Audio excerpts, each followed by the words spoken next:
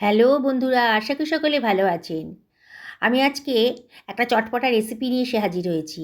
আমি এখানে হাফ বাটি মতন মটর আর হাফ বাটি মতন ছোলা, ছোটো ছোলা যাকে কালো ছোলাও বলা হয়, সেটা আমি রাতভর ভিজিয়ে রেখেছিলাম। এই 7 থেকে 8 ঘন্টা হবে। সকালে জলটা ঝরিয়ে দিয়েছি।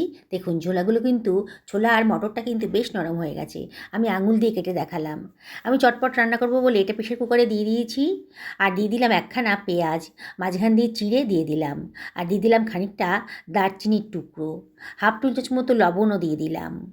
আর 1/4 টেবিল চামচ মতো হলুদের গুঁড়ো দিলাম, 1/4 টেবিল চামচ মতো লঙ্কার গুঁড়ো দিলাম।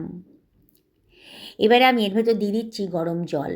এমন করে জলটা দেবো যাতে ছোলা আর মটরটা ভালো মতো ডুবে গিয়েও আর হাফ ইঞ্চি মতো জল ওপরে ভেসে থাকে। এবারে সব কিছু ভালো করে মিশিয়ে দিচ্ছি।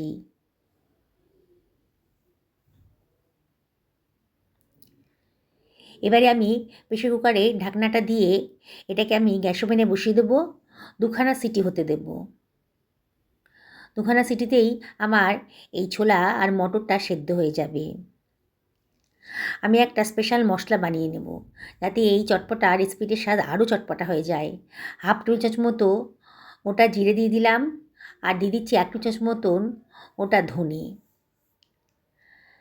আর দিয়ে দিচ্ছি কতগুলো শুকনো লঙ্কা। লঙ্কাটা অবশ্যই নিজেদের পছন্দ মতো দেবেন। কতগুলো গোলমরিচের দানাও দিয়ে দিলাম। আর দিয়ে দিচ্ছি খানিকটা দারচিনির টুকরো। আর দিয়ে দিচ্ছি কতগুলো লবঙ্গ। 2খানা ছোটো এলাচও দিয়ে দিলাম। দিয়ে এগুলোকে একটু হালকা রোস্ট করে নিচ্ছি। গ্যাসের ফ্লেমটা মিডিয়াম টু লোতে রেখেছি। আর অনবরত কিন্তু নাড়তে হবে। যখন দেখবেন মশলার কালারটা চেঞ্জ হয়ে গেছে আর সুন্দর একটা গন্ধ বেরোতে শুরু করেছে, তখন গ্যাসের ফ্লেমটা অফ করে এটাকে আমি ঠান্ডা করে একটা মিক্সার গ্রাইন্ডারে দিয়ে দেবো। দেখুন সুন্দর করে গ্রাইন্ড করে নিয়েছি মশলাটা। দারুণ সুন্দর গন্ধ বেরোচ্ছে। এবার ঢাকা দিয়ে রাখবো, নাহলে গন্ধটা কিন্তু নষ্ট হয়ে যাবে। একটা কড়াই গরম করতে দিয়ে দিয়েছি। এখানে 2 টেবিল চামচ মতো সর্ষের তেল দিয়ে দিলাম। আর দিয়ে দিচ্ছি, তেলটা গরম হয়ে গেছে যখন, হাফ টেবিল চামচ মতো গোটা জিরে। আর একখানা পেঁয়াজকে কুচি করে রেখেছিলাম, সেটা দিয়ে দিলাম।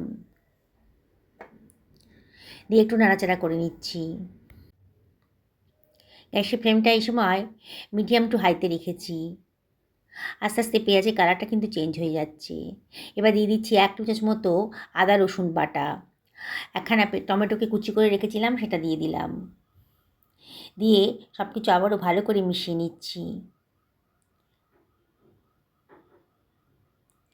এবারে এর ভিতরে আমি দিয়ে দিচ্ছি হাফ টেবিল চামচ মতো হলুদের গুঁড়ো, হাফ টেবিল চামচ ধনের গুঁড়ো, হাফ টেবিল চামচ জিরের গুঁড়ো, আর হাফ টেবিল চামচ লঙ্কার গুঁড়ো দিলাম। এখানে দিয়ে দিচ্ছি সামান্য একটু জল, যাতে মশলাটা পুড়ে না যায়।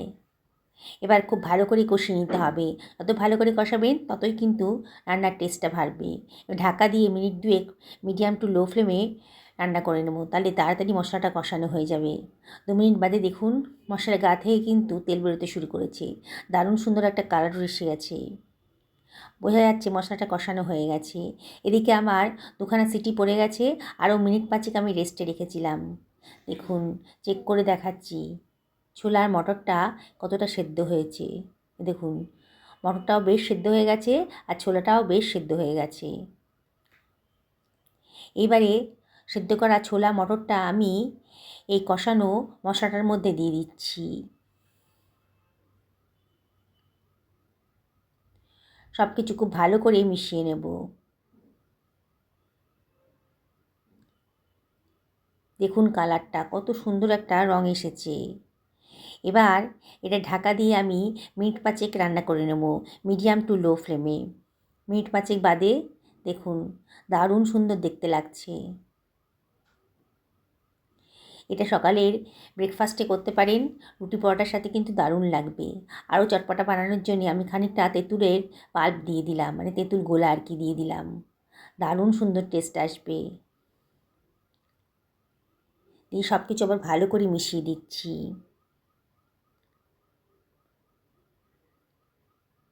মাঝে মাঝে তো ইচ্ছা করে কিছু চটপটা খেতে, তখন দোকান রেস্টুরেন্ট থেকে না কিনে বাড়িতেই বানিয়ে ফেলতে পারেন। আর ভাজা মশলাটাও দিয়ে দিলাম। দিয়ে সব কিছু ভালো করে মিশিয়ে নিচ্ছি। দারুণ সুন্দর গন্ধ বেরিয়ে গেছে গোটা রান্নাঘর দিয়ে। এর এত চটপটা রেসিপি কেউ না খেয়ে থাকতেই পারবে না। দেখেই কিন্তু জিভে জল চলে আসবে। আরও মিনিট খানেক ঢাকা দিয়ে রান্না করে নিলাম। দেখুন কত সুন্দর দেখতে লাগছে। এবার একটা সার্ভিং বোলের মধ্যে আমি এটা সার্ভ করে দিচ্ছি। বললাম তো, এত সুন্দর টেস্টি রেসিপি কেউ না বানিয়ে থাকতেই পারবেন না। দেখেই মনে হবে যে বানিয়ে ফেলি। দেখে জিভে জল চলে আসবে। এবার এর ভেতরে আমি দিয়ে দিচ্ছি খানিকটা পেঁয়াজ কুচি। দারুণ সুন্দর স্বাদ আসবে। খানিকটা লঙ্কা কুচিও দিয়ে দিলাম। আর দিয়ে দিচ্ছি খানিকটা ধনেপাতা। দেখুন কত সুন্দর দেখতে লাগছে, একেবারে লোভনীয়। আর ওপর থেকে খানিকটা আলু ভুজিয়া ছড়িয়ে দিচ্ছি। সকাল বিকেলে হালকা কিছু খেতে ইচ্ছে করলে এই রেসিপিটা বানিয়ে খেতে পারেন। একটু ভাজা মশলা ওপর থেকে দিয়ে দিলাম। দেখুন কত সুন্দর দেখতে লাগছে। বললাম না, এত চটপটা রেসিপি কেউ না বানিয়ে থাকতেই পারবেন না। দেখেই জিভে জল চলে আসবে। এত সুন্দর টেস্ট। আমি আপনাদেরকে রিকোয়েস্ট করব, বাড়িতে বানান, পরিবার সকলকে খাওয়ান, নিজেও খান। সকলে ভালো থাকুন।